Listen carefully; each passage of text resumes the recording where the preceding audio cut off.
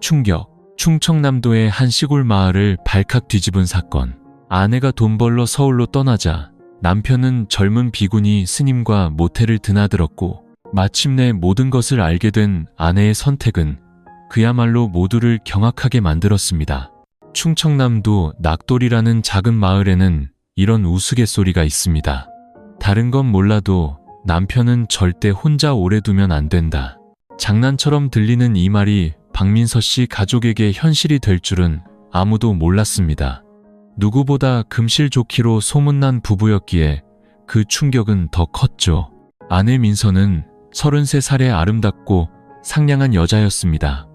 굳은 일도 마다하지 않는 전형적인 현모양처였죠. 남편 김진우는 그녀보다 4살 연상으로 평생을 땅만 파고 살아온 과묵한 농부였습니다. 술, 담배, 도박은 물론 여자 문제 한 번 일으킨 적 없어 마을 사람들의 칭찬이 자자했죠. 결혼 6년 차, 아이도 없고 변변한 집 한 채 없던 부부. 결국 민서는 돈을 모으기 위해 서울행을 결심합니다. 여보, 우리 몇 년만 고생해요. 돈 모아서 아이도 갖고 빚에는 이 집도 새로 지어야죠. 떠나기 전날 밤 그녀는 남편의 손을 잡고 말했습니다. 진우도 그런 아내의 뜻을 따랐습니다. 처음에는 매일 밤 영상통화를 하던 부부. 하지만 바쁜 도시 생활에 지쳐가면서 통화는 점점 뜸해졌고, 민서가 고향 집에 내려오는 것도 한 달에 2~3번이 전부가 되었습니다. 민서는 알지 못했습니다. 자신이 서울에서 외로움과 싸우며 하루하루를 버텨내는 동안 고향의 남편은 상상조차 할 수 없는 금단의 관계로 그 빈자리를 채우고 있었다는 것을요. 진우의 집에서 멀지 않은 곳에 자은사라는 작은 절이 있었습니다. 그곳에는 보현이라는 젊은 비구니 스님이 온 지 2년이 채 되지 않았습니다. 속세를 떠난 사람답지 않게 희고 고운 얼굴, 꿀을 바른 듯한 목소리. 그녀의 청초하고 단아한 모습은 보는 이의 마음을 편안하게 했습니다. 마을 사람들은 모두 그녀를 자비로운 스님이라 부르며 존경했죠. 하지만 단 한 사람, 진우는 알고 있었습니다. 그것은 세속의 모든 것을 내려놓은 자의 눈빛이 아니라 무언가를 갈망하는 여인의 눈빛이라는 것을요. 보살님, 물 한 잔만 얻을 수 있을까요? 지붕 수리해야 하는데 집단 좀 빌려주세요. 처음에는 사소한 부탁으로 시작된 만남이었습니다. 장터에서 우연히 마주치고 비 오는 날 처마 밑에서 비를 피하게 해주는 일이 잦아졌죠. 그리고 운명의 어느 날 밤, 두 사람은 마을 외곽의 한 모텔에서 함께 있는 모습으로 발견됩니다. 이것은 더 이상 우연이나 실수가 아니었습니다. 한 마을을 뒤흔들 비극의 시작이자 모든 것을 희생했던 아내 민서의 가슴에 대못을 박는 잔인한 진실의 서막이었습니다. 민서가 떠난 후 좁기만 하던 시골집은 텅 빈 것처럼 넓게만 느껴졌습니다. 진우는 아내의 웃음소리도 달그락거리는 그릇소리도 없는 저녁이 낯설기만 했습니다. 혼자 밥상에 앉아 밥을 먹고 차를 마셔도 아무런 맛이 느껴지지 않았죠. 밤이 되면 희미한 백열등 아래 자신의 그림자와 씨름하는 것이 일상이 되었습니다. 처음에는 매일 밤 아내에게 전화를 걸던 그였지만 수학이 넘어 아내의 목소리는 점점 지쳐갔습니다. 손님 상담 중이야. 스터디 모임이 있어. 지금 배달 가야 해. 어느 날은 하루 종일 기다려받은 문자 한 통이 전부였습니다. 너무 피곤해서 먼저 잘게. 진우는 아내를 원망하진 않았지만 마음 한구석이 텅 비는 것은 어쩔 수 없었습니다. 30이 훌쩍 넘은 남자가 텅 빈 집에서 혼자 지내는 시간은 외로움을 낳고 그 외로움은 이내 마음의 빈틈을 만들었습니다. 그때 보현 스님이 나타났습니다. 아침 안개처럼 소리 없이 다가와 그의 마음을 적셨죠. 젊은 비구니 스님은 수시로 그의 집을 드나들었습니다. 보살님, 절에 찻주전자가 깨져서요. 잠시만 신세 좀 지겠습니다. 보살님 댁 텃밭에 방아잎이 참 향긋하던데 몇 포기만 얻어다 심어도 될까요? 처음엔 진우도 이상하게 생각했습니다. 스님이 왜 이리 속세의 남자 집에 자주 드나드는 걸까? 하지만 이내 나이가 어려 세상 물정을 잘 몰라서 그러려니 대수롭지 않게 넘겼습니다. 그러던 어느 날 장대비가 쏟아지던 날이었습니다. 진우가 저녁밥을 짓고 있는데 그녀가 흠뻑 젖은 채 마당으로 뛰어들어왔습니다. 죄송합니다. 산나물을 캐다 그만 비를 만나서 잠시만 비 좀 피하게 해주세요. 그녀의 목소리는 가늘게 떨리고 있었습니다. 진우는 허둥지둥 수건을 가져다 주었죠. 비에 젖은 회색 승복이 몸에 착 달라붙어 그 안에 가녀린 몸매가 고스란히 드러났습니다. 그 순간 보현이 그를 바라보는 눈빛은 더 이상 출가 수행자의 그것이 아니었습니다. 자신이 버렸던 세속의 욕망을 갈구하는 한 여인의 뜨거운 눈빛이었습니다. 진우는 마른 침을 삼켰고 심장이 미친 듯이 뛰기 시작했습니다. 그는 처음으로 자신이 민서의 남편이 아니라 부드럽고 치명적인 유혹 앞에선 한 명의 남자라는 것을 깨달았습니다. 비처럼 가볍게 다가왔지만 심장 깊숙이 젖어드는 유혹이었습니다. 그날 밤 그는 아내가 그리워서가 아니라 흠뻑 젖은 승복을 입은 비구니 스님의 모습이 머릿속에서 떠나지 않아 잠을 이루지 못했습니다. 급이 오던 밤 이후 진우의 마음은 온통 흔들렸습니다. 매일 아침 들려오던 절의 풍경 소리는 더 이상 그의 마음을 평온하게 만들지 못했습니다. 오히려 이제 막 피어난 불온한 감정을 깨우는 소리처럼 들렸죠. 보현은 여전히 이런저런 핑계를 대며 그의 집을 드나들었고 그녀의 눈빛은 더욱 노골적으로 변해갔습니다. 한 번은 진우가 텃밭에서 캔 채소를 건네주다 스치듯 그녀의 손에 닿았습니다.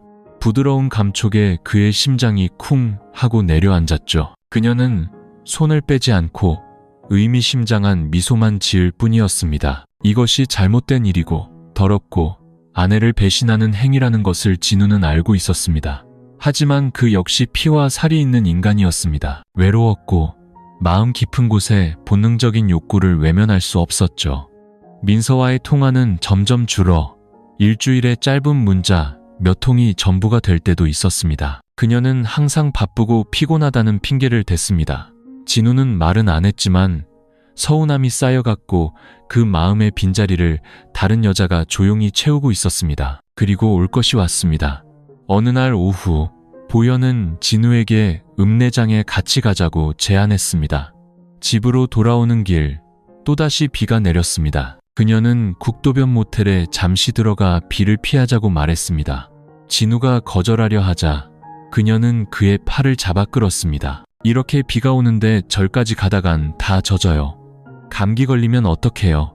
보는 눈도 없는데 뭐 어때요? 낯선 방 두 사람은 침대 위에 마주 앉았습니다. 창밖은 온통 비로 새하얗습니다. 진우가 자리에서 일어나려던 순간 보현이 그의 옆으로 바싹 다가앉으며 그의 허벅지 위에 손을 올렸습니다. 진우씨, 스님도 사람이에요. 저도 흔들릴 수 있어요. 진우는 그대로 얼어붙었습니다. 머릿속이 하얘졌죠. 평생을 바르게 살아왔다고 믿었던 그의 인생이 무너지는 순간이었습니다. 그는 그녀의 손을 뿌리치지 않았고 그녀는 더 이상 기다리지 않았습니다. 모든 경계는 단 몇 분 만에 허물어졌습니다. 모텔 방 안에는 그녀에게서 나는 은은한 향 냄새가 맴돌았지만 그녀의 몸과 눈빛은 더 이상 속세를 떠난 사람의 것이 아니었습니다. 그들은 밤늦게까지 그곳에 머물렀습니다. 모텔을 나설 때 두 사람은 아무 말도 없었지만 그들의 눈빛 어디에도 죄책감은 찾아볼 수 없었습니다. 그날 밤 민서에게서 전화가 왔습니다. 여보, 저녁은 먹었어요? 다음 주에 내려갈게. 당신 먹을 한약 지어놨어. 진우는 거울에 비친 자신의 모습을 보며 더 이상 남편이라는 이름에 어울리지 않는 사람이 되었음을 직감했습니다. 하지만 그는 아무 말도 하지 않았습니다. 단 한 번의 잘못된 발걸음이 걷잡을 수 없는 불길의 시작이었습니다. 첫 선을 넘은 후 진우는 평생 죄책감에 시달릴 것이라 생각했습니다. 하지만 예상과 달리 마음은 오히려 가벼웠습니다. 오랫동안 쌓여온 외로움을 모두 쏟아낸 기분이었죠. 처음의 죄책감은 몰래 주고받는 문자, 훔쳐보는 눈빛, 어둠 속에서의 만남으로 점점 희미해졌습니다.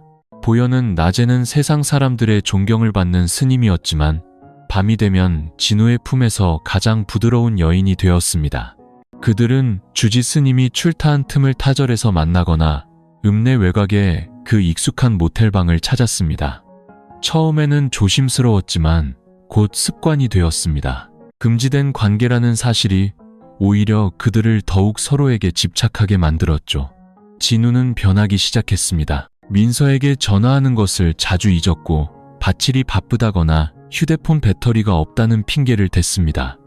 문자는 점점 짧아졌고 대화는 차가워졌습니다. 멀리 서울에 있었지만 민서는 그 변화를 느끼지 못할 만큼 어리석지 않았습니다. 여자의 직감은 그 어떤 탐정보다 예리한 법이니까요. 그녀는 불안해지기 시작했습니다. 전화를 걸면 남편의 목소리가 어딘지 모르게 멀게 느껴졌습니다. 통화가 조금만 길어져도 진우는 핑계를 대고 전화를 끊기 바빴죠. 어느 날 밤 민서는 메시지를 보냈습니다. 자요? 보고 싶어서 전화 좀 하려고 했는데 거의 1시간이 지나서야 답장이 왔습니다. 자다가 물 마시러 잠깐 깼어. 하지만 그녀를 소름 돋게 한 것은 그의 카카오톡 프로필에 3분 전 활동이라고 떠있는 상태 메시지였습니다. 직감적으로 무언가를 숨기고 있다는 것을 알 수 있었습니다. 바로 그 시각, 진우는 막 모텔에서 돌아온 참이었습니다. 그의 주머니에는 보연히 수행은 복을 짓는 길이지만 당신 곁에 있을 때 비로소 살아있음을 느껴요 라는 쪽지와 함께 선물한 연꽃이 수놓아진 손수건이 들어있었습니다. 그는 손수건을 서랍 깊숙이 넣었습니다. 그 바로 밑에는 민서가 예전에 가져다 준 한약 상자가 있었습니다. 상자 뚜껑에는 그녀의 글씨가 선명했습니다. 우리 미래의 아기를 위해 꼬박꼬박 챙겨 먹어요.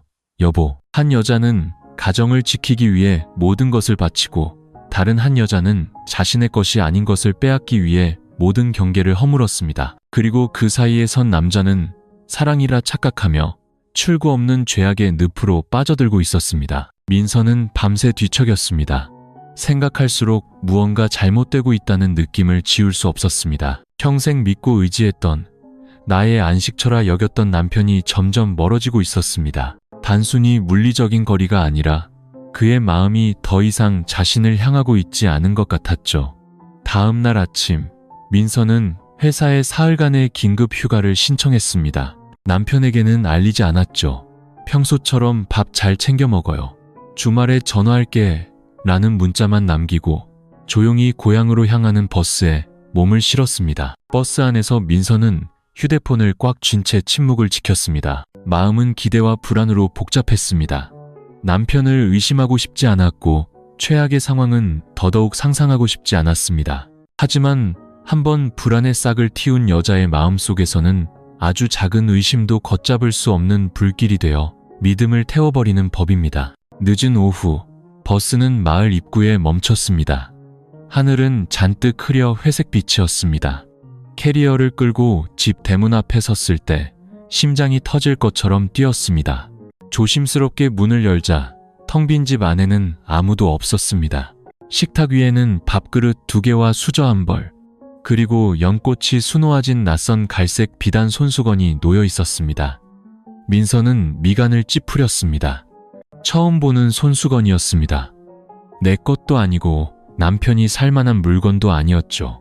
바로 그때 식탁 위에 놓여있던 남편의 휴대폰이 울렸습니다. 발신자 정보 없는 번호로 온 문자 메시지가 화면에 떴습니다. 절 입구에서 기다릴게요. 오늘 주지스님 멀리 법회 가셨어요. 민서는 그 자리에 얼어붙었습니다. 그녀는 외투를 걸치고 저를 향해 걸어갔습니다. 다리는 후들거렸지만 심장은 그보다 더 심하게 요동쳤습니다. 절 입구에 다다른 그녀는 큰 보리수나무 뒤에 몸을 숨겼습니다. 그리고 자신의 집에서 무언가 담긴 가방을 들고 황급히 걸어나오는 진우의 모습을 본 순간 심장이 멎는 것 같았습니다. 길 저편에는 회색 승복을 입은 여인이 서 있었습니다. 작고 아담한 체구, 하얀 얼굴, 부드러운 인상. 하지만 진우를 바라보는 그녀의 눈빛은 마치 불꽃이 튀는 것 같았습니다. 두 사람은 많은 말을 하지 않았습니다. 그저 서로를 바라볼 뿐이었죠. 하지만 그 눈빛만으로도 나무 뒤에 숨어 모든 것을 지켜보고 있는 아내의 심장에 깊은 상처를 내기에는 충분했습니다. 민서는 터져나오는 울음을 막기 위해 자신의 입을 틀어막았습니다.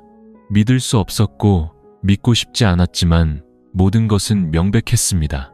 내가 믿었던 남편과 마을 사람들이 존경하던 비구니 스님. 그들이 자신의 눈앞에서 미래를 즐기고 있었습니다.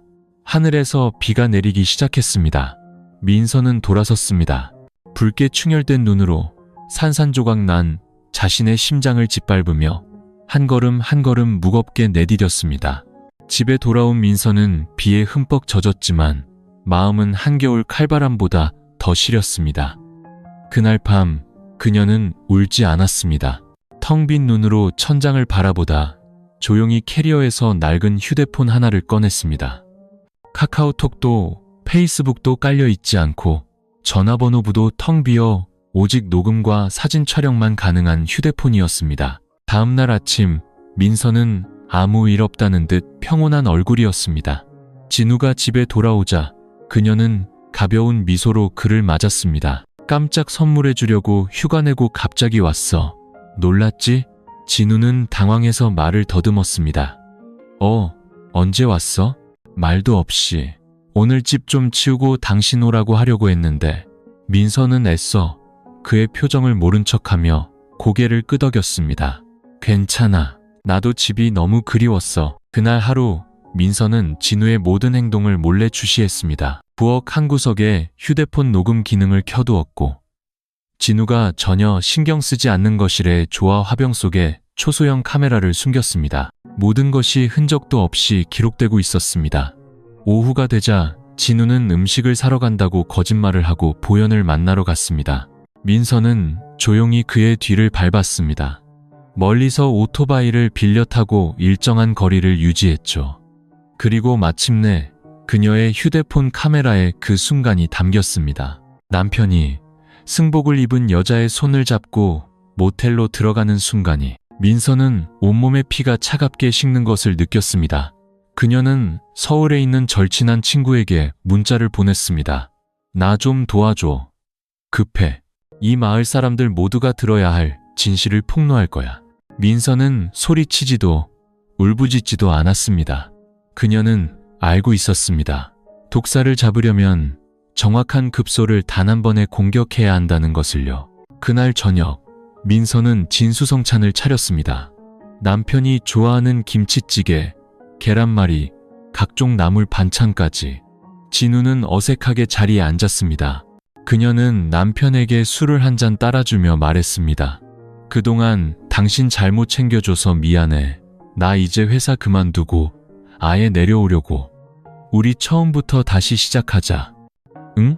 진우는 그 말을 듣고 눈을 깜빡였습니다. 아내가 이렇게 나올 줄은 상상도 못했죠. 그는 고개를 끄덕였지만 차마 아내의 눈을 마주보지 못했습니다. 하지만 민서는 똑똑히 보았습니다. 자신의 잘못을 알면서도 멈출 생각이 없는 자의 눈빛을. 그녀는 더 이상 아무 말도 하지 않았습니다. 하지만 마음속에는 이미 모든 계획이 세워져 있었습니다. 배신자가 고개를 숙이고 수행자의 탈을 쓴 여자가 진실 앞에 무릎 꿇게 할 계획이. 그날 밤 민서는 한숨도 자지 못했습니다. 남편이 회색 승복을 입은 여자와 손을 잡고 있는 모습이 심장을 도려내는 칼날처럼 선명했습니다. 사람들은 배신이 아프다고들 했지만 숨이 멎을 만큼 고통스러울 줄은 몰랐습니다. 하지만 그녀는 울지 않았습니다. 조용히 캐리어에서 낡은 휴대폰을 꺼냈습니다. 유심칩도 빼버려 오직 사진과 녹음 기능만 남은 그 휴대폰. 오늘부터 그녀는 더 이상 순진하게 사랑과 믿음이라는 두 단어를 믿는 아내가 아니었습니다. 모든 것을 까발릴 살아있는 증인이 될 것이었습니다. 다음 날 아침 진우가 집에 돌아오자 민서는 아무 일 없었다는 듯 문을 열어주었습니다. 깜짝 놀래주려고 갑자기 왔지. 나 안 보고 싶었어? 진우는 어색하게 웃으며 들고 있던 짐을 내려놓았습니다. 눈도 제대로 마주치지 못했죠. 주말에나 오는 줄 알았지. 나 오늘 멀리 일하러 가야 하는데. 민서는 알았다는 듯 고개를 끄덕였습니다. 묻지도 따지지도 않았죠. 그저 미소를 지을 뿐이었습니다. 그 미소가 오히려 진우를 불안하게 만들었습니다. 그날 하루 민서는 집을 청소하는 척했습니다. 거실 화병에 초소형 카메라를 설치하고 식탁 밑에 휴대폰 녹음 기능을 켜두었습니다. 마치 한 편의 연극을 준비하는 연출가처럼 그녀는 차근차근 준비해 나갔습니다. 하지만 이 연극에는 배우가 없었습니다. 오직 잔인하고 가혹한 진실만이 존재할 뿐이었죠. 오후가 되자 진우가 또 말했습니다. 읍내에 뭐 좀 사러 다녀올게. 당신은 좀 쉬고 있어. 민서는 웃으며 고개를 끄덕였습니다. 조심해서 다녀와요. 그가 떠나자마자 그녀는 외투와 마스크로 얼굴을 가리고 뒤를 밟았습니다. 오토바이를 빌려 타고 적당한 거리를 유지하며 따라갔죠. 그리고 마침내 마을 사람들이 모두 존경하는 비구니 스님 보현과 남편 진우가 손을 잡고 모텔로 들어가는 것을 보았을 때 그녀의 심장은 나락으로 떨어지는 듯 했습니다. 그녀는 미친 듯이 셔터를 눌렀습니다. 사진 한 장 한 장이 심장의 비수처럼 밝혔지만 동시에 이 추악한 연극을 끝낼 무기가 되었습니다. 그날 저녁, 그녀는 지난 몇 년간 그래왔듯 정성껏 저녁을 차렸습니다. 진우가 돌아왔을 때 그녀는 이미 식탁에 앉아 기다리고 있었습니다. 밥상에서는 김이 모락모락 피어올랐지만 그녀의 마음은 얼음장처럼 차가웠습니다. 나 다음 주에 회사 그만두고 아예 내려오려고. 우리 이제 아이도 갖고 집도 새로 짓자. 당신 생각은 어때? 그녀가 부드럽게 물었습니다. 진우는 얼어붙은 듯 고개만 끄덕일 뿐이었습니다. 하지만 민서는 알고 있었습니다. 눈앞의 남자는 과거의 그 남자가 아니라 두 개의 얼굴로 살아가는 위선자라는 것을, 그리고 연약해 보였던 아내인 자신이 모든 가면을 벗겨낼 것이라는 것을, 울부짖거나 머리채를 잡는 대신 가장 날카로운 침묵으로 진실을 드러낼 것이었습니다. 민서는 더 이상 예전의 순하고 착한 아내가 아니었습니다. 배신은 그녀를 잠에서 깨웠고 이번에는 눈물을 흘리지 않을 것이었습니다. 그녀는 두 사람이 만천하에 자신들의 추악한 거짓말에 대한 대가를 치르게 할 것이었습니다. 그날 밤 진우가 깊이 잠들었을 때 민서는 조용히 휴대폰을 열었습니다. 남편이 비구니 스님과 모텔에 들어가는 사진 하나하나, 서로를 다정하게 부르는 목소리가 담긴 녹음 파일, 그들의 눈빛과 손짓까지 꼼꼼하게 정리했습니다. 그녀는 모든 자료를 서울에 사는 대학 동기 혜진에게 보냈습니다. 이걸로 영상 하나 만들어줘. 시간 순서대로 이 마을 사람들이 저 두 사람의 진짜 얼굴을 알게 해야겠어. 너 정말 괜찮겠어? 이거 너무 세잖아. 네 가정도 깨지는 거야. 그자들이 내 마음을 먼저 박살냈어. 난 그냥 세상 사람들이 알아야 할 진실을 보여주고 싶은 것뿐이야. 스님이라고 다 깨달은 게 아니고 내 남편은 더 이상 남자라 불릴 자격이 없다는 걸. 혜진은 친구의 부탁을 들어주었습니다. 그녀는 사진과 음성을 교차 편집해 마치 한 편의 고발 다큐멘터리처럼 영상을 만들었습니다. 죄악을 낱낱이 파헤치는 진실의 기록이었죠. 민서는 동시에 두 배신자의 사진을 여러 장 인쇄해 봉투에 담았습니다. 그리고 봉투 겉면에는 각각 이렇게 적었습니다. 수행자의 계율을 돌아보시길 바라며 자은사 주지 스님께, 착한 조카를 두었다고 자랑하시던 고모님께, 모범적인 스님이라고 칭찬하시던 부녀회장님께, 사흘 뒤 절에서 부처님 오신 날, 행사가 열려 마을 사람들이 모두 모인 날, 민서는 행동을 개시했습니다. 아침 일찍 그녀는 단정하게 옷을 차려입고 사진이 든 가방을 들고 나섰습니다. 하지만 소란을 피우지는 않았습니다. 마을에서 입김 좀 있다는 사람 몇 명을 골라 조용히 봉투를 건네고 집으로 돌아왔습니다. 오후가 되자 소문은 걷잡을 수 없이 퍼져나갔습니다. 사람들은 수군거렸고 경악했습니다. 세상에, 보현 스님이 진우 씨랑 모텔에 갔다고? 사진이 이렇게 선명한데? 저렇게 고상한 분인 줄 알았더니 뒤로는 저런 짓을 하고 다녔다니. 보현 역시 봉투 하나를 받았습니다. 안에는 진우와 함께 모텔에서 나오는 얼굴이 선명하게 찍힌 사진과 함께 손으로 쓴 쪽지가 들어있었습니다. 계율은 승복을 입고 속세의 여인처럼 사는 자를 위한 것이 아니다. 진우는 민서에게서 온단 한 통의 문자를 받았습니다. 당신이 아무리 부인해도 사람들은 이미 다 알아요. 전화하지도, 집에 올 생각도 마. 마을은 발칵 뒤집혔습니다.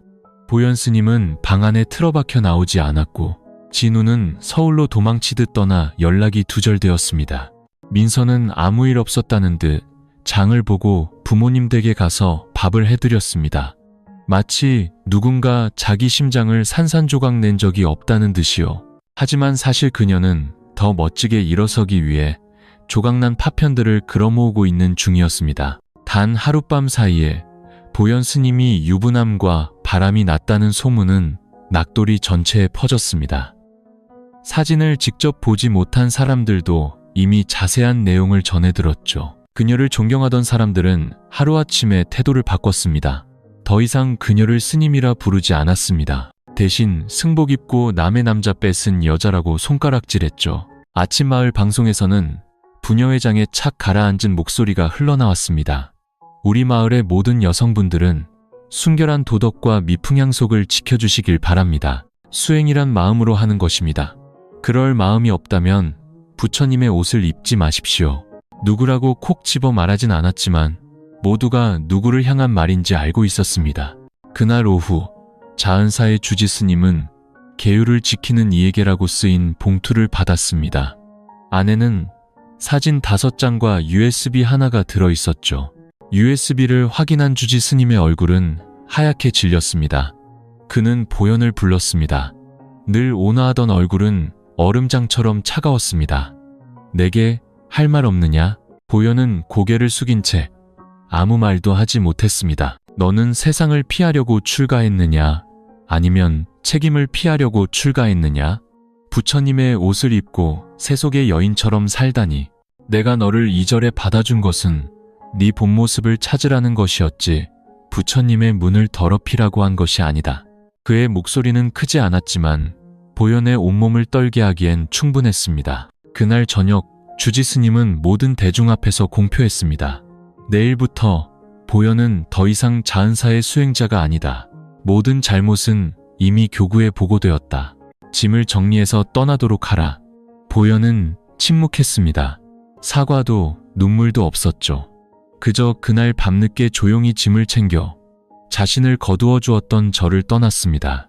절문을 나서며 그녀는 마지막으로 뒤를 돌아보았습니다. 절이 아쉬워서가 아니었습니다. 모든 것이 탄로난 것에 대한 분노와 억울함 때문이었죠. 한편 진우는 민서의 마지막 문자를 받고 서울로 도망쳤습니다. 하지만 일을 하는 대신 도시 외곽의 작은 단칸방에 숨어 휴대폰 전원도 켜지 못했습니다. 온 친척이 이미 사실을 알게 되었다는 것을, 자신 때문에 모두가 망신을 당했다는 것을 알고 있었기 때문입니다. 그를 키워주다시피 한 고모는 전화를 걸어 뺨을 때리듯 소리쳤습니다. 이 집안에 너 같은 망신은 없었다. 바람을 피우려거든 곱게 피우지. 어디 신성한 절간을 더럽혀. 내 마누라는 뼈 빠지게 돈 버는데 너는 집에서 스님 옷 입은 여자랑 놀아나? 진우는 한마디도 대꾸하지 못했습니다. 그저 12제곱미터짜리 좁은 방에 웅크리고 앉아 매일 밤 악몽에 시달렸습니다. 꿈에는 분노가 아닌 차가운 경멸의 눈빛을 한 민서가 나타났습니다. 진우는 이제 모든 것을 잃었습니다. 아내도, 명예도, 곁에 있는 사람도. 그가 모든 것을 버리고 선택했던 여자는 절에서 쫓겨나갈 곳 없는 신세가 되었습니다. 단 한 번의 잘못된 손길에서 시작된 추락은 그의 인생 전체를 대가로 요구하고 있었습니다. 사건이 터진 후 온 마을이 시끄러웠지만 민서는 신경 쓰지 않았습니다. 원망에 빠져 살지도, 소문을 퍼뜨리지도 않았죠. 현명한 여자는 더 멋지게 일어서는 법을 선택하는 법이니까요. 그녀는 다니던 회사를 그만두고 속성 피부관리사 자격증 학원에 등록했습니다. 낮에는 일하고 밤에는 공부했죠. 피부관리법, 마사지 기술, 고객 상담법까지. 피곤했지만 살아있음을 느꼈습니다. 다른 사람에게 계속 짓밟힐 수는 없어. 남자 때문에 한 번 무너졌다면 나 자신을 위해 일어서야 해. 그녀는 친구 혜진에게 말했습니다. 눈에는 불꽃이 타오르고 있었죠. 혜진은 그녀를 전폭적으로 지지했고 민서가 고향에 작은 스파를 열 수 있도록 자본금까지 보태주었습니다. 처음에는 손님이 뜸했지만 곧 좋은 소문이 퍼져나갔습니다. 많은 여성들이 그녀를 찾아왔습니다. 배신당하고 상처받았지만 좌절하거나 남을 탓하지 않고 오직 진심으로 다시 일어서려는 그녀의 모습에서 믿음을 얻었기 때문입니다. 한편 도망자처럼 숨어 지내던 진우는 매일매일 지옥 같은 후회 속에서 살았습니다. 처음에는 시간이 지나면 민서의 마음도 풀릴 것이라 생각했죠. 하지만 일주일, 한 달이 지나도 아무런 연락이 없었습니다. 그는 결국 고향으로 돌아왔지만 작은 집은 문이 잠겨 있고 마당에는 먼지만 쌓여 있었습니다. 이웃에게 물으니 차가운 대답만 돌아왔습니다. 민서 씨, 집 나갔어요. 근데 도망친 게 아니에요. 누구랑은 다르게 아주 번듯하게 잘 살고 있더라고. 그는 저를 찾아가 봤지만 문은 굳게 닫혀 있었습니다. 아내를 등지게 만들었던 여자, 보연도 흔적도 없이 사라진 후였습니다. 진우는 외톨이가 되었습니다. 친구들은 그를 피했고 친척들은 그를 보고 고개를 저었습니다. 어떤 이들은 대놓고 말했습니다. 네가 이 마을의 수치다. 그날 밤 진우는 혼자 술을 마셨습니다. 낡은 침대에 누워 예전에 민서와 함께 천장에 비새는 자국을 세며 웃었던 날을 떠올렸습니다. 이제는 오직 자기 자신뿐이었습니다. 그는 민서에게 문자를 보냈습니다. 내가 잘못했어. 보고 싶다. 우리 다시 시작하면 안 될까? 하지만 시스템은 고객님께서 전화를 건 번호는 현재 연결할 수 없습니다라는 메시지만을 반복할 뿐이었습니다. 문자는 차단되지 않았지만 답장은 단 한 번도 오지 않았습니다. 그 순간 진우는 깨달았습니다. 어떤 실수는 저지르는데 단 1초가 걸리지만 용서받는 데는 평생이 걸려도 부족하다는 것을. 집을 떠난 지 약 8개월, 민서는 완전히 새로운 인생을 살고 있었습니다. 그녀의 작은 스파는 단골 손님이 꾸준히 늘어 안정되었죠. 특히 예전 일을 알고 있는 동네 아주머니들이 동정심보다는 응원의 마음으로 찾아와 주었습니다. 저 아가씨 정말 대단해. 배신당하고도 무너지거나 미치지 않고 저렇게 번듯하게 사업을 일으키다니 존경스러워. 민서는 그 말을 듣고 가볍게 미소 지었습니다. 그 미소 하나만으로 과거 그녀를 무시했던 사람들을 조용히 고개 숙이게 만들기에 충분했습니다. 그녀의 하루는 평온했습니다.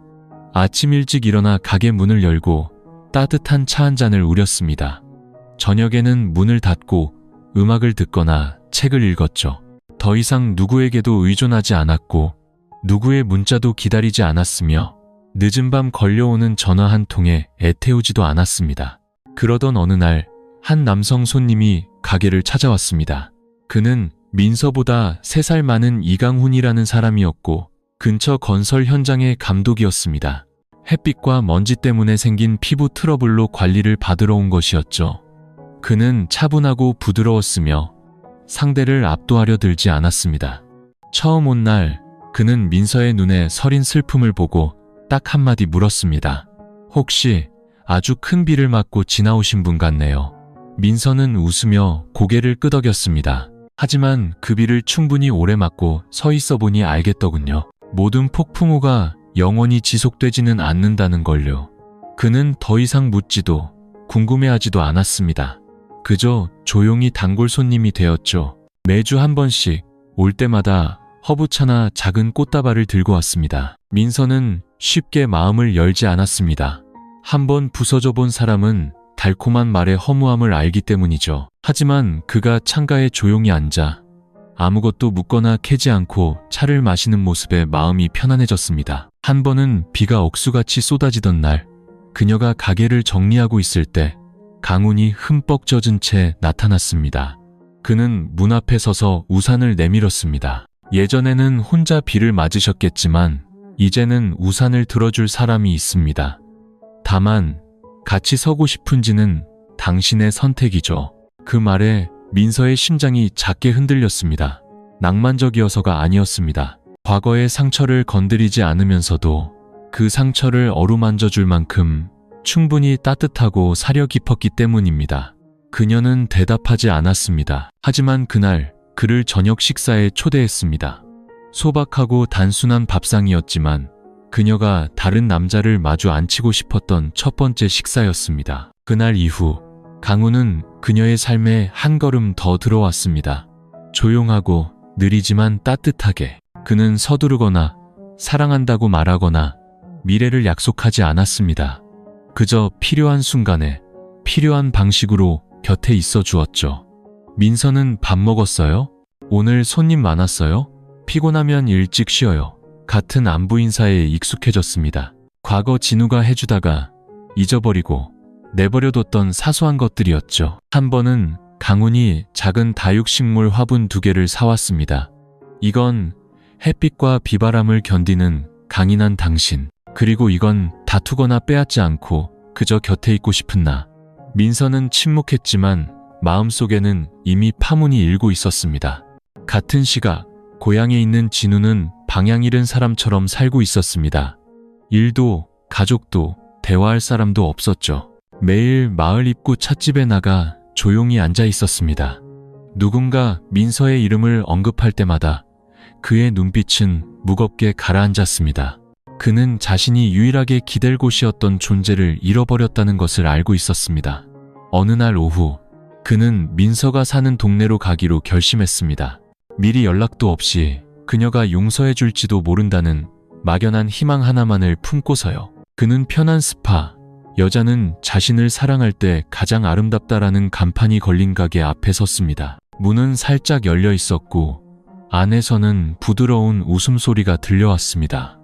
진우가 안으로 들어섰을 때 직원은 잠시 자리를 비운 상태였습니다. 가게 한편에서 민서와 강훈이 차를 따르며 마주 앉아 있었습니다. 강훈이 고개를 들었고 민서가 뒤를 돌아보았습니다. 두 사람 모두 그 자리에서 굳어버렸습니다. 진우는 초췌하고 퀭한 모습으로 서 있었습니다. 민서야, 내가 미안해. 내가 잘못했어. 돌아와 달라고 할 염치는 없지만 그냥 네 얼굴 한 번만 제대로 보고 싶어서 왔어. 공기는 무겁게 가라앉았습니다. 강훈은 아무 말 없이 자리에서 일어나 밖으로 나갔습니다. 나가기 전 그는 민서를 바라보았습니다.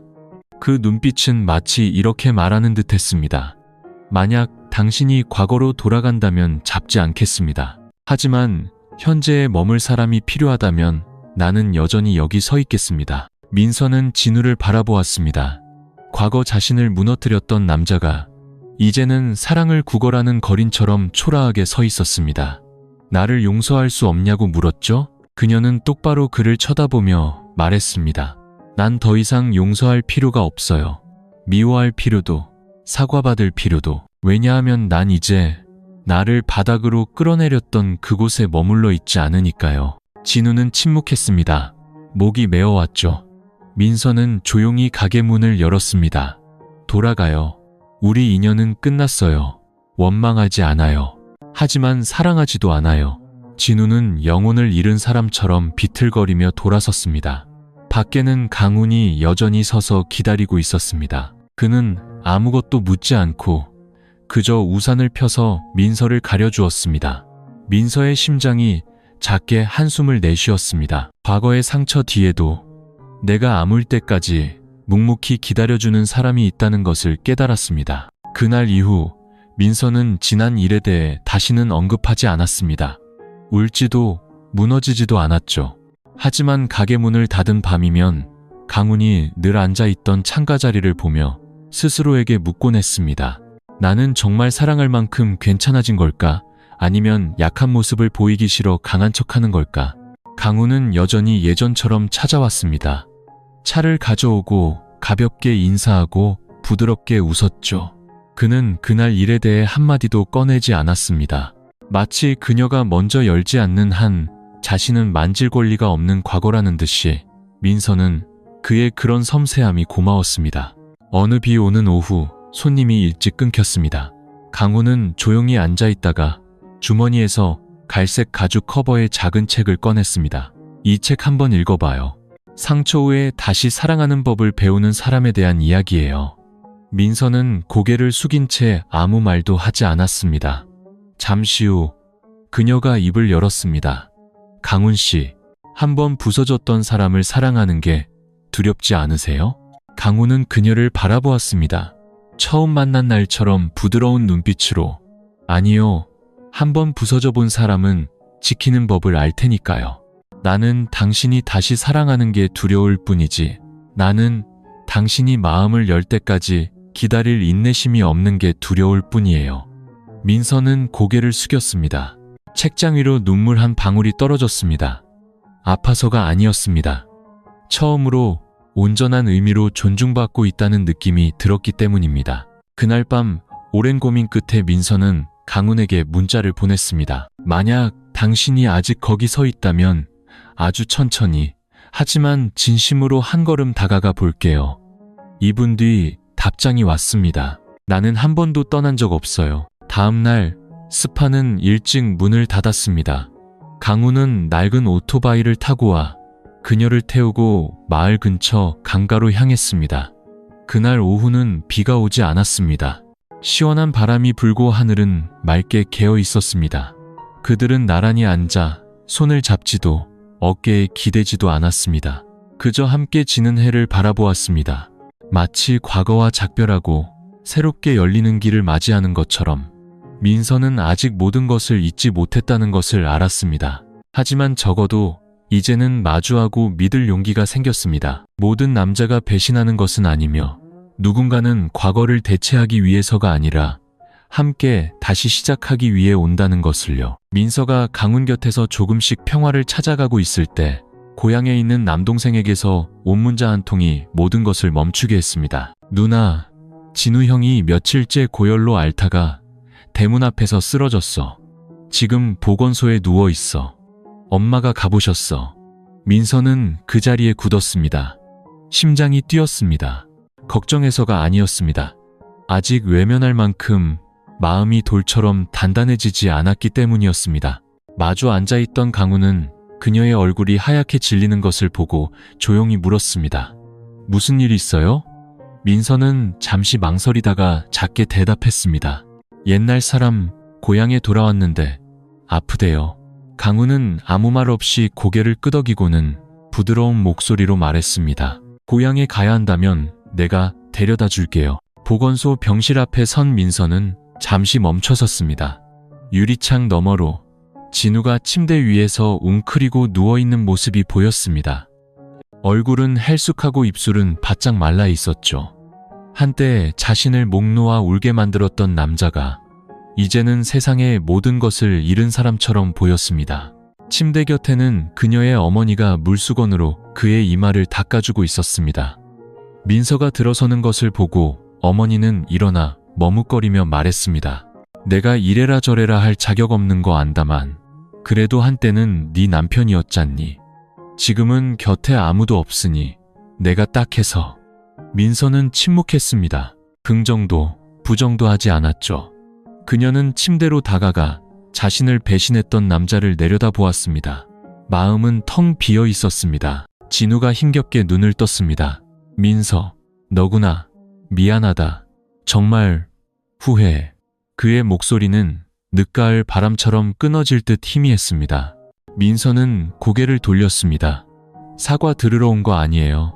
나중에 내 스스로를 무정한 사람이라고 자책하기 싫어서 온 거예요. 민서는 이틀 동안 진우를 간호했습니다. 많은 말도 다정한 행동도 없었죠. 그저 사람 대 사람으로서의 최소한의 도리, 그 이상도 이하도 아니었습니다. 사흘째 되던 날, 강훈이 보건소 앞에 나타났습니다. 손에는 따뜻한 죽이 들려 있었죠. 그는 안으로 들어오지 않고 민서의 어머니에게 죽만 건네고 돌아섰습니다. 어머니는 그의 뒷모습을 바라보다 민서에게 말했습니다. 저 총각 너를 진심으로 아끼는 것 같구나. 민서는 고개를 끄덕였습니다. 그리고 한 번도 저를 울린 적이 없는 사람이에요. 진우는 차츰 건강을 회복했지만 정신이 온전히 돌아왔을 때 깨달았습니다. 민서는 더 이상 자신의 세상에 속한 사람이 아니라는 것을. 그녀가 모진 말을 하거나 원망하지 않았음에도 두 사람 사이에는 이미 건널 수 없는 강이 흐르고 있었습니다. 다시 돌아오는 길, 강훈이 조용히 물었습니다. 괜찮아요? 민서는 미소를 지었습니다. 한때는 저를 폭풍우 속으로 끌고 들어간 사람이 있었죠. 하지만 제가 지칠 대로 지쳤을 때 진정한 어깨가 되어줄 사람도 나타나더군요. 진우는 마을에 일주일 더 머물렀지만 기댈 곳은 없었습니다. 어딜 가나 차가운 시선을 받아야 했죠. 동네 아이들은 그를 보고 수군거렸습니다. 저 아저씨, 스님이랑 바람 피워서 부인한테 버림받았대. 아무도 욕을 하진 않았지만 마을 사람들의 침묵 섞인 눈빛은 100마디 욕설보다 더 아팠습니다. 그는 민서가 마음 약해지기만을, 하늘처럼 자신을 사랑했던 그녀가 단 한 번의 기회를 주기만을 바랐습니다. 그는 예고도 없이 그녀의 스파를 찾아갔습니다. 마침 강훈이 가게 처마에 전구를 갈고 있었습니다. 두 남자가 마주 섰습니다. 싸우러 온 거 아닙니다. 진우가 먼저 입을 열었습니다. 그저 민서 마지막으로 한 번만 만나서 내 진심을 말하고 싶습니다. 강훈은 잠시 침묵하다 고개를 끄덕였습니다. 안에 있습니다. 하지만 선택은 그 사람 몫입니다. 누구도 강요할 수 없어요. 민서는 더 이상 피하지 않았습니다. 진우는 붉게 충혈된 눈으로 그녀를 바라보았습니다. 민서야, 나 이제 아무것도 없어. 내가 잘못했어. 알아. 하지만 진심으로 아직 널 사랑해. 기회를 줘. 딱 한 번만. 우리 다시 시작하면 안 될까? 민서는 가만히 서 있었습니다. 마음은 흔들리지도 약해지지도 않았죠. 진우 씨, 예전에는 당신이 울면 내가 돌아갈 거라고 생각했어요. 하지만 이제 알아요. 용서는 다시 시작하기 위해서가 아니라 내가 원망을 품지 않고 앞으로 나아가기 위해 하는 거라는 걸. 진우는 무릎을 꿇었습니다. 내가 잘못했어. 모든 걸 잃었지만 네가 내 마지막 희망이야. 민서는 주먹을 꽉 쥐었습니다. 목소리는 살짝 떨렸지만 단호했습니다. 당신이 다른 여자를 선택한 순간 당신은 나를 잃은 거예요. 심지어 그 여자의 추악함을 가리기 위해 신성한 옷까지 입혔잖아요. 더 이상 원망은 없어요. 하지만 나 자신에 대한 믿음을 잃게 만든 사람과 다시는 단 하루도 살 수 없어요. 강훈은 멀리서 지켜볼 뿐 끼어들지 않았습니다. 하지만 그의 눈빛만으로도 민서는 알 수 있었습니다. 어딘가에는 자신을 과거로 끌어내리는 사람이 아닌 앞으로 나아가길 기다려주는 사람이 있다는 것을. 진우는 고개를 떨구었습니다. 더 이상 할 말이 없었죠. 그 숙인 고개는 이미 끊어진 인연에 대한 뒤늦은 작별 인사였습니다. 그날 밤 강훈은 민서를 집에 데려다 주었습니다. 길에서 그가 물었습니다. 괜찮아요? 민서는 고개를 끄덕였습니다. 오늘 내가 정말 용서했다는 걸 알았어요. 그 사람이 아니라 나 자신을요. 다른 사람이 나를 그렇게 오랫동안 상처 주도록 내버려둔 그 약했던 나를요. 강훈은 아무 말 없이 그녀의 손을 부드럽게 잡았습니다. 처음으로 민서는 그 손을 뿌리치지 않았습니다. 그 손은 자신을 붙잡기 위해서가 아니라 함께 걸어가기 위해 내민 손이라는 것을 알았기 때문입니다. 겹겹이 쌓인 상처의 시간 끝에 마침내 민서는 자신을 위해 살 용기를 냈습니다. 강한 척 애쓰지 않아도 되는 사람과 함께 걸어갈 용기를요. 강훈은 옛날 사람 잊었어? 라고 묻지 않았습니다. 대신 피곤하지 않아요? 피곤하면 한 바퀴 돌면서 바람으로 모든 걱정을 말려버릴까요? 라고 물었죠. 그들의 관계는 그렇게 자연스럽게 꽃을 피웠습니다. 구속도 약속도 없었지만 따뜻하고 분명했죠. 어느 날 저녁, 가게 문을 닫고 민서는 강훈을 데리고 고향집에 갔습니다. 어머니는 나란히 서 있는 두 사람을 보고 눈시울을 붉혔습니다. 저 사람이 너를 진심으로 아껴주기만 한다면 나는 더 바랄 게 없다. 내 인생 고생 많았으니 이제 아침마다 웃을 일만 있었으면 좋겠다. 그날 밤 작은 부엌에서 세 사람이 함께한 저녁 식사는 이상하리만치 따뜻했습니다. 다음 날 민서는 페이스북에 드물게 사진 한 장을 올렸습니다. 강훈의 오토바이 뒷자리에 앉아 그의 옷자락을 가볍게 잡은 모습이었죠. 댓글이 쏟아졌습니다. 너무 잘 어려요. 행복하세요. 그럴 자격 충분해요. 드디어 진짜 사랑을 찾았네요. 예시를 알던 사람들에게서 개인 메시지도 왔습니다. 언니 덕분에 배신 후에 어떻게 일어서야 하는지 배웠어요. 민서는 한 글자 한 글자 읽으며 눈물을 흘렸습니다. 하지만 이번에는 가벼운 눈물이었습니다. 하지만 아무도 몰랐습니다. 시장 끝 작은 카페 구석에서 누군가 익명의 계정으로 민서의 모든 것을 지켜보고 있다는 것을. 그 사진을 본 여자는 입술을 깨물었습니다. 박민서, 이걸로 다 끝난 것 같아? 내가 이 마을에서 고개도 못 들고 다니는데 너만 행복하게 살도록 놔둘 줄 알아? 또 다른 곳, 읍내의 어둡고 습한 단칸방에서 보현은 막 고향으로 돌아가는 버스표를 예매했습니다. 그녀는 비웃음을 흘리며 휴대폰을 꽉 쥐었습니다. 이번엔 네 남편을 뺏지 않아. 나를 망신시킨 데가 전부 돌려받을 거야. 민서는 자신의 인생이 마침내 폭풍우를 지나 평온한 항구에 도착했다고 생각했습니다. 강우는 여전히 곁에서 조용히 함께했고 스파는 손님들로 북적였죠. 과거의 고통은 기억의 서랍 속에 굳게 잠긴 듯 했습니다. 그러던 어느 날 오후 가게 앞 화분에 물을 주고 있는데 시장 입구에서 장사하는 할머니가 숨을 헐떡이며 달려왔습니다. 민서 씨, 큰일 났어. 그 보현 스님, 그 여자가 다시 돌아왔대. 민서의 손이 순간 멈췄습니다. 그녀는 조용히 물뿌리개를 내려놓았습니다. 얼굴색은 변하지 않았지만 마음속에서는 희미한 연기가 피어오르는 것 같았습니다. 승복을 입고 태연하게 남편과 모텔에 드나들었던 여자, 보현. 1년 가까이 자취를 감췄던 그녀가 이제는 성공한 사업가처럼 마을에 나타난 것입니다. 더 이상 승복도 염주도 없었습니다. 세련된 정장에 새빨간 립스틱을 바르고 번쩍이는 오토바이를 직접 몰고 나타났죠. 그녀는 시장 한가운데에 큼지막한 가게를 얻어 마음치유 명상원, 에너지스톤, 심리상담, 운명 컨설팅이라는 간판을 내걸었습니다. 소문은 삽시간에 퍼져나갔습니다. 옛날 그 스님이 이제는 마음을 치유해준대. 돈 엄청 벌었다던데. 다음 날 오후 보현은 거리낌 없이 민서의 스파로 걸어 들어왔습니다. 하얀 원피스에 명품 가방을 든 그녀는 문 앞에 서서 비웃었습니다. 오랜만이네. 장사 잘 된다며? 축하해. 수건을 개던 민서는 그녀를 힐끗 쳐다볼 뿐이었습니다. 당신 축하 따위 필요 없어. 내 남편이랑 모텔 들어갈 땐 언제고 이제 와서 마음을 치유해. 우습지도 않아? 보현은 미소를 잃지 않았습니다. 난 누구한테 용서받을 생각 없어. 그냥 알려주러 왔어. 이 세상은 너 혼자 사는 게 아니라고. 네가 살 수 있으면 나도 살 수 있어. 그녀는 돌아서며 한마디를 툭 던졌습니다. 걱정 마. 이번엔 내 남편 말고 다른 게 필요하니까. 민서는 그날 가게 문을 일찍 닫았습니다. 두려워서가 아니었습니다. 마치 거대한 폭풍이 다시 돌아오고 있음을 직감했기 때문입니다. 이번 목표는 남편이 아니라 자신이 피땀 흘려 이룩한 모든 것을 파괴하는 것이었습니다. 하지만 민서는 더 이상 예전의 어리석은 아내가 아니었습니다. 그녀는 거울 앞에 서서 강훈에게 단 한 줄의 문자를 보냈습니다. 만약 내가 잠시 사라진다면 나를 찾으러 올 거예요? 1분 뒤 답장이 왔습니다.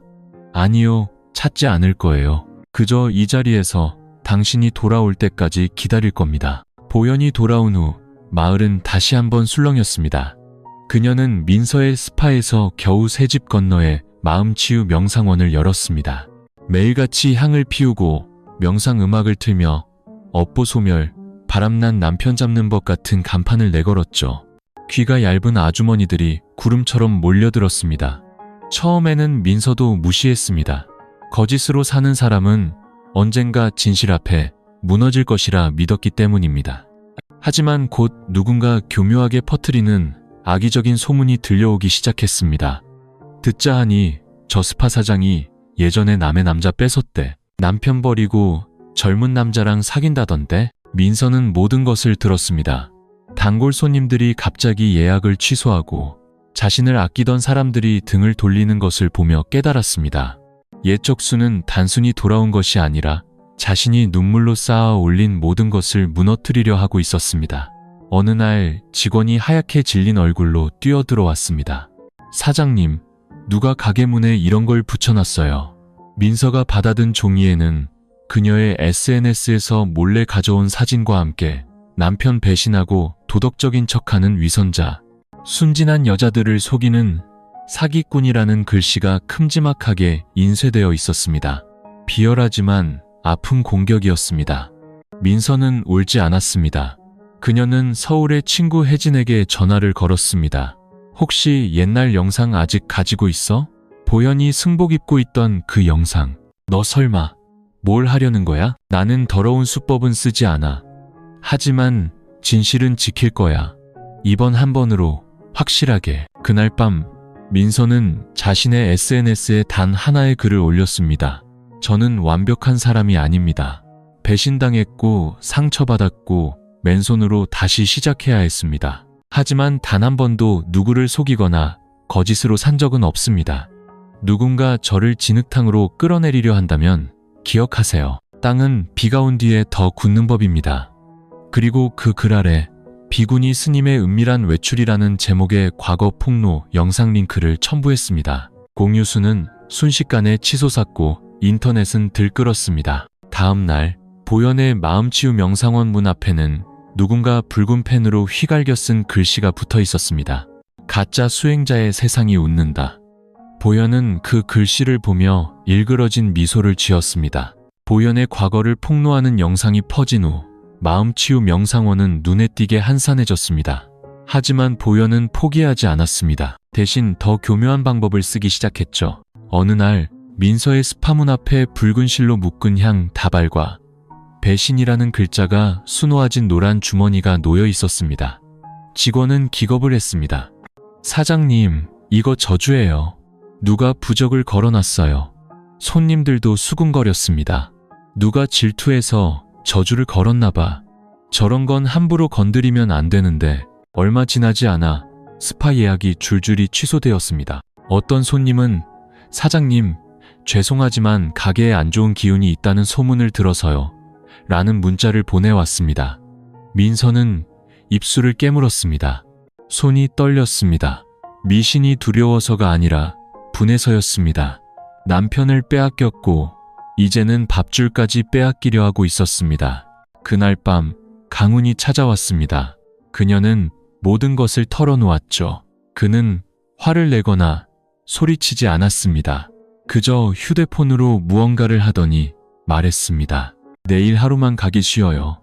내가 해결할게요. 다음날 아침 스파 앞에는 방송국 차량처럼 보이는 차 한 대와 전문가처럼 보이는 세 남자가 서 있었습니다. 그들은 과학적 방법으로 미신과 사기를 파헤치는 과학 탐사팀이었고 그들을 부른 것은 바로 강훈이었습니다. 검증은 민서의 가게에서부터 시작되었습니다. 모든 수치는 정상이었습니다. 이어서 보현의 가게로 향하자 그들은 재단 밑에서 미세한 저주파를 발생시켜 측정기를 교란하는 장치를 발견했습니다. 에너지 스톤 밑에는 자석을 숨겨 주변의 기운을 나쁜 것처럼 조작한 흔적도 있었죠. 이 모든 과정은 실시간으로 인터넷에 방송되었습니다. 보현은 소리쳤습니다. 조작이야. 날 해치려는 음모라고. 하지만 아무도 믿지 않았습니다. 모든 것이 영상으로 기록되었기 때문입니다. 그날 밤 민서는 강훈과 마주 앉아 차를 마셨습니다. 오늘 알았어요. 나를 지켜주는 건 요란한 영웅이 아니라 필요할 때 조용히 뒤에 서 있어주는 사람이라는 걸. 강훈이 미소 지었습니다. 나는 당신의 영웅이 되고 싶은 게 아니에요. 당신의 평생 친구가 되고 싶을 뿐이에요. 민서는 조용히 그의 손 위에 자신의 손을 포겠습니다. 이번에는 그녀가 먼저였습니다. 사기 행각이 만천하에 드러난 후 보현은 완전히 몰락했습니다. 가게는 문을 닫았고 그녀는 밤중에 야반도주하듯 마을을 떠났습니다. 부서진 간판과 함께 마지막 한마디만을 남긴 채 내가 틀렸던 건 박민서가 영원히 약할 거라고 믿었던 점이다. 거짓으로 일어선 자는 진실로 무너지고 깊은 상처를 겪은 자는 더 단단하게 일어서는 법이었습니다. 한편 민서의 스파는 다시 손님들로 북적였습니다. 사람들은 더 이상 그녀를 동정하지 않았습니다. 바닥까지 떨어졌다가 비열한 복수 대신 실력과 품격으로 이겨낸 그녀를 존경했습니다. 하지만 폭풍은 아직 완전히 끝나지 않았습니다. 비가 추적추적 내리던 어느 날 저녁, 가게 문을 닫으려는데 직원이 속삭였습니다. 사장님, 아까부터 어떤 남자가 가게 앞에서 비 맞고 계속 서 있어요. 민서가 밖으로 나갔을 때 그곳에는 진우가 서 있었습니다. 헬쑥해진 얼굴, 텅 빈 눈빛으로 하얀 연꽃 다발을 든 채 그는 그녀 앞에 무릎을 꿇었습니다. 내가 잘못했다. 내 어리석음 때문에 세상에서 가장 좋은 아내를 잃었어. 제발 용서해달라고 할 자격도 없지만 그냥 한마디만 해줘. 내가 아직 사람으로 살아갈 자격이라도 있는 건지. 빗줄기 속에서 거리는 조용해졌습니다. 민서는 다가가지 않았습니다. 그저 바람처럼 담담한 목소리로 말했습니다. 진우 씨, 용서는 이미 오래전에 했어요. 하지만 말하지 않았어요. 당신이 오늘 이 말을 듣기 위해 여기까지 왔다면 내가 용서하든 안 하든 더 이상 중요하지 않다는 걸 아니까요. 그녀는 그를 마지막으로 한번 쳐다보고 안으로 들어섰습니다. 경멸도 통쾌함도 아니었습니다. 그저 완전히 내려놓는 것이었습니다. 그날 밤 강훈이 찾아왔습니다. 그는 아무것도 묻지 않고 그저 부엌에서 민서와 함께 나무를 다듬었습니다. 그녀가 그의 어깨에 손을 올리며 작게 웃었습니다. 내가 버려지는 사람이 아니라 선택받는 사람이 될 줄은 몰랐어요. 강훈이 그녀의 손을 잡았습니다. 당신은 그럴 자격이 충분해요. 과거 때문이 아니라 그 과거를 이겨낸 당신의 방식 때문에. 민서의 삶은 안정을 되찾았습니다. 어느 주말 저녁 강훈은 그녀를 처음 만났던 언덕으로 데려갔습니다. 그는 직접 싸온 도시락을 열었습니다. 안에는 그녀가 좋아하는 계란찜과 함께 삐뚤빼뚤한 글씨로 쓴 쪽지가 들어있었습니다. 나랑 결혼해 줄래요? 내가 완벽해서가 아니라 다시는 당신을 상처받게 하지 않을 자신이 있어서요. 민서는 잠시 멍하니 있었습니다. 강훈은 그녀를 보지 않고 조용히 차만 마셨습니다. 잠시 후 그가 말했습니다. 지금 대답하지 않아도 돼요. 당신이 언젠가 정말 준비가 되었다고 느끼면 그때 다시 이곳으로 와서 세 글자만 말해줘요. 나 준비됐어. 라고. 그날 밤 민서는 생각했습니다. 자신은 강훈을 사랑하는 걸까? 아니면 그저 고마운 걸까? 그녀는 누군가가 너무 좋다는 이유만으로 다시 결혼하고 싶지는 않았습니다. 마음의 소리를 분명히 듣고 싶었죠. 다음날 그녀는 서울로 향했습니다. 예전에 살던 동네, 울며 지새웠던 카페, 모든 곳을 다시 돌아보았습니다. 그리고 강훈이 보냈던 메시지들을 읽었습니다. 강해지지 않아도 돼요. 그냥 당신답게만 있어줘요. 눈물이 흘렀습니다. 아파서가 아니라 가벼워져서. 이틀 후 스파문을 열자 책상 위에 하얀 제스민 꽃다발이 놓여 있었습니다. 보낸 사람의 이름 없이 쪽지만 있었습니다. 나는 매주 일요일 그 언덕에 있을게요. 민서는 미소 지었습니다. 처음으로 억지로 지어낸 미소가 아닌 정말로 준비가 되었다는 느낌에서 우러나온 미소였습니다. 일요일의 언덕. 강훈은 나무 아래 앉아 있었습니다. 매주 그는 약속처럼 이곳을 찾았습니다. 그때 익숙한 발걸음 소리가 들렸습니다. 돌아보자 하얀 원피스를 입은 민서가 서 있었습니다.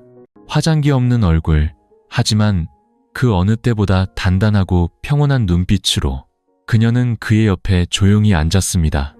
한참의 침묵이 흘렀습니다. 그리고 민서가 조용히 바람처럼 속삭였습니다.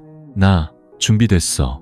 단 세 글자였지만 두 사람의 마음속에 굳게 닫혔던 문을 활짝 여는 열쇠였습니다. 강훈은 환하게 웃지 않았습니다.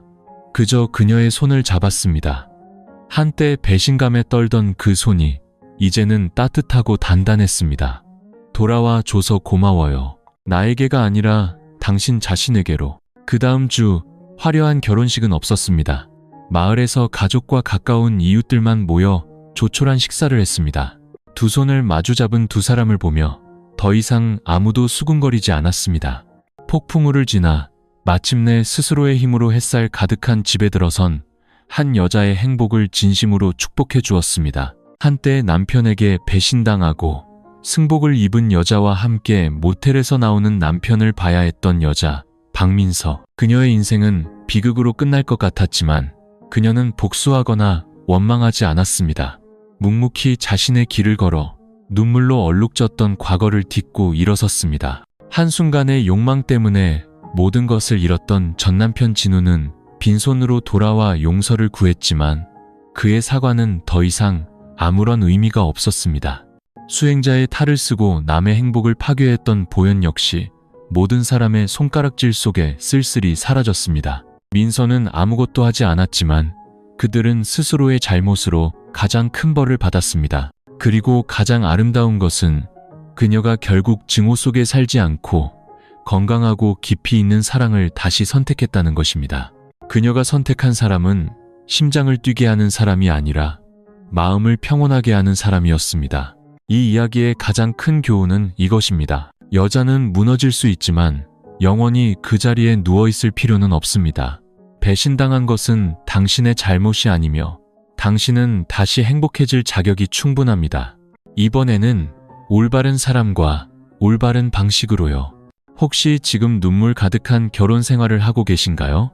배신당하고 무시당하고 침묵 속에 갇혀 계신가요? 그렇다면 민서의 이야기가 당신에게 이 한마디를 전해주길 바랍니다. 평화는 다른 누군가가 가져다 주는 것이 아니라 당신이 자격 없는 것들로부터 걸어나올 충분한 용기가 생겼을 때 시작된다는 것을요. 이야기를 끝까지 들어주셔서 감사합니다. 혹시 눈물을 흘리셨다면 그것은 아파서가 아니라 이 이야기 속 어딘가에서 당신 자신을 발견했기 때문일 겁니다. 이 이야기가 필요할 것 같은 누군가가 있다면 이 영상을 공유해주세요. 그리고 잊지 마세요. 당신은 다시 사랑받을 자격이 있습니다. 이번에는 올바른 방식으로요.